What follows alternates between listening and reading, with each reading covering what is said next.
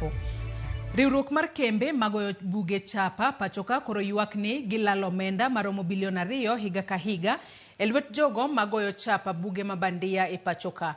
Riwruogno koro wacho ni gitudore kod Kenya Copyrights Board, dul makedo kod mwandu mabandia kaachiel kod bad migao mar obila mar neno ni gitieko chuth tim mar goyo chapa buge mabandia e pachoka. Kodong' mana jumbe 2 kende to iyawo skunde higa manyien, riwruok mar kembe magoyo chapa buge pachoka owuok oko motegno mar kwedo jogo magoyo chapa buge mabandia kaachiel kod jogo mauso buge go.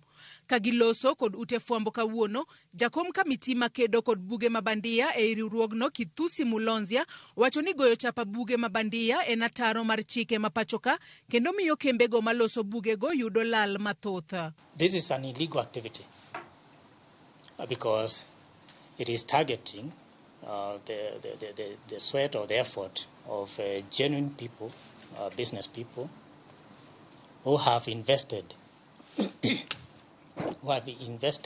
in book production.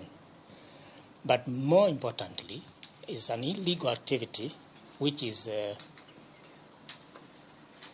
an act of economic sabotage. Mulonzia owacho ni jogo magoyo chapa buge mabandia thothne kwepo chulo usuru gino marocho uchumi mapachoka ka bende giduoko piny rang'iny mar bugegi, gino manyalo kata kelo chochni ne jopuonjre kaponi buge mabandia go ochoponegi. They sell their pirated books at throwaway prices and they never get to pay taxes because they are not doing genuine business. The other problem is that they are compromising the quality of our books, which put the users of these books, the children in schools, the learners, the teachers, and also parents, at risk of using content which is compromised because a lot of features are lost in scanning. Riwruogno wacho ni buge kaka kamusi kod dictionary ema ithorogo chapa mabandia kendo iuso e nengo mani piny. This is a pirated one. It appears as if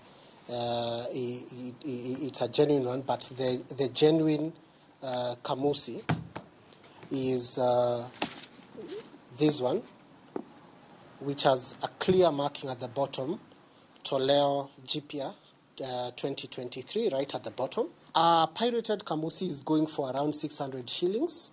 A genuine kamusi is going for around 1,400 shillings. The pirated one has that there. That image there you can see, and also here. Yeah, so that is the major difference. Kata kamano, giwacho ni gisenono kendo temo menyo kuonde ma iuse buge mabandia ka gikwayo jonyuol mondo bed motang' e seche ma ginyiewo buge. We have already mapped out where these pirates are operating from, and very soon the law enforcement agencies will be dealing with them.